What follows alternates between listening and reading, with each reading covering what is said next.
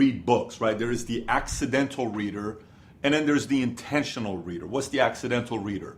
Accidental reader is somebody that just says, hey, I accidentally found this book or somebody told me about it, so I'm reading it.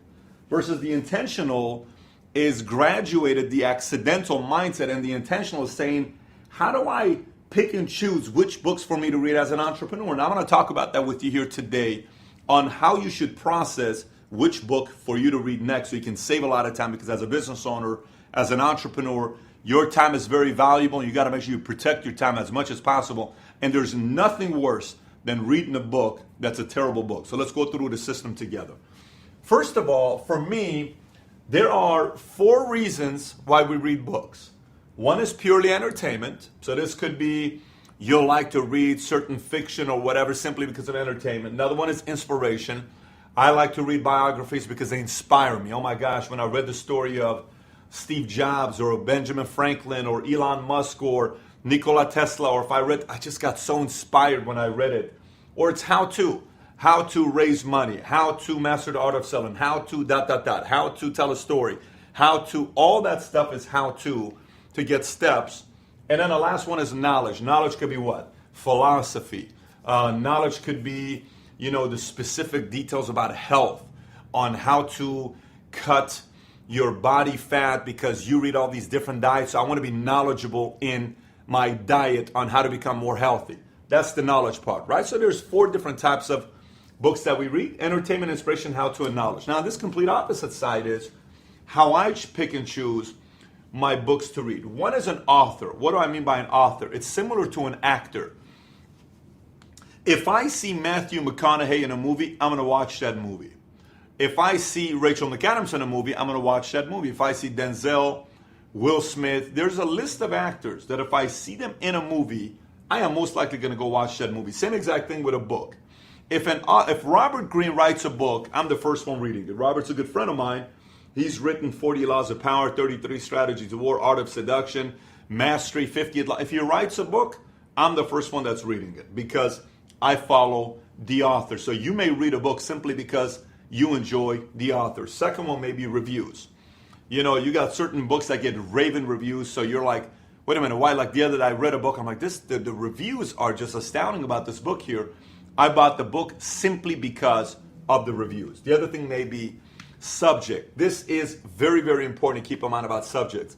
See, eventually, you as a reader, this is my suggestion to you as a reader, is to read intentionally based on subjects. Meaning, you are not a good leader. You want to learn how to become a leader. Go immerse yourself on all the best leadership books. You are not a very good salesman. You want to become a better salesman. Go study all the sales books out there. I get a lot of messages from people telling me, Pat, can you make a top 10 recommendation for sales books? I'm thinking about that. I'll get back to you guys on that, whether I'm going to do that episode or not. All on sales. You want to become a very good entrepreneur. Go read everything on entrepreneurship. Go read everything on marketing.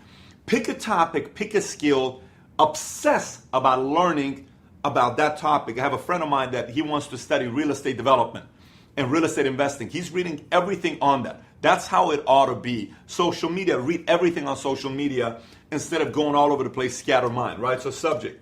And a fourth one for me is the credibility of the recommender. There is nothing more annoying to me than when somebody gives me a book and says, hey, I've never read this book, but I think you'll like it.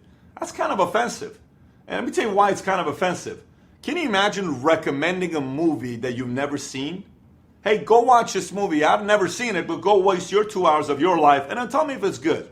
It's kind of offensive to me, right? I mean, I like to recommend a book to somebody and say, I read this book.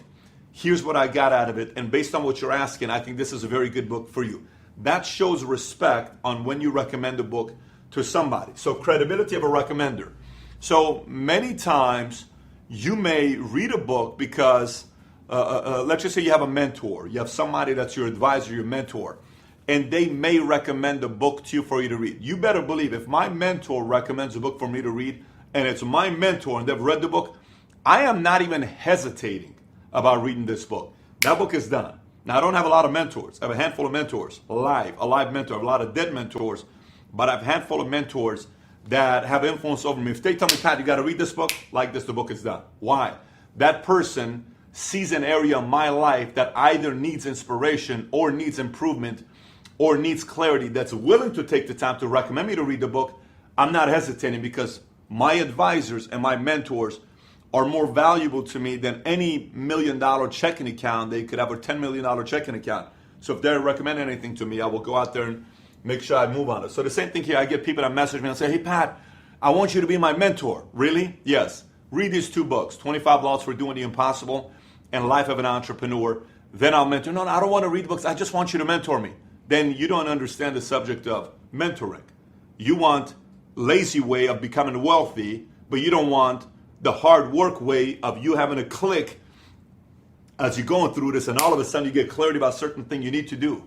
And so credibility of a recommender. So this is how I suggest to pick books to read. Don't just go out there and wing it. Generally, when a new person becomes an entrepreneur, you typically read Rich Dad, Poor Dad, or you start off with How to Influence and Influence People, or Laws of Success, or not Laws of Success, Think and Grow Rich, or there's a certain group of books that everybody reads and then they get stuck. And that typically happens after about reading 20, 30, 40 books. Once you've read the 40 books, follow this system here. And my suggestion, I don't waste a lot of my time with entertainment. My life, as my life started getting busier and busier and busier and busier and busier, I minimized things that were wasting my time. If I read a book on entertainment and it takes me 6 hours to read this book, it just wasted 6 hours of my life. Unless if it's entertainment to inspire my imagination, then I'm game for that. But if it's entertainment, a romance novel, what am I trying to inspire? Am I having that terrible of a personal marriage or relationship that I need inspiration to read this? I don't need that. I'm okay with that. I'll figure out ways to inspire myself than using that entertainment part. So you, hopefully this here set up when people ask, Pat, how do you choose your books and what book should I read? This is the formatting I use when choosing books, because eventually one ought to go from being an accidental reader to an intentional reader to make sure your subjects you're reading is progressing in the area of your business as a CEO, as a leader, as an entrepreneur. You're constantly advancing to the next level. So with that being said, if you're watching this video on a completely different website, you can always come back to patrickbdavid.com, boom, and then throw me the subscribe pillow as well. We need your help to help us get to 100,000 subs. If you have not subscribed to this channel yet, the best channel on YouTube for entrepreneurs, click on the bottom here, button here on the bottom, and subscribe to this channel. Michelangelo, can you catch it? Good catch, buddy. Proud of him. So with that being said, thanks for watching, everybody. Take care.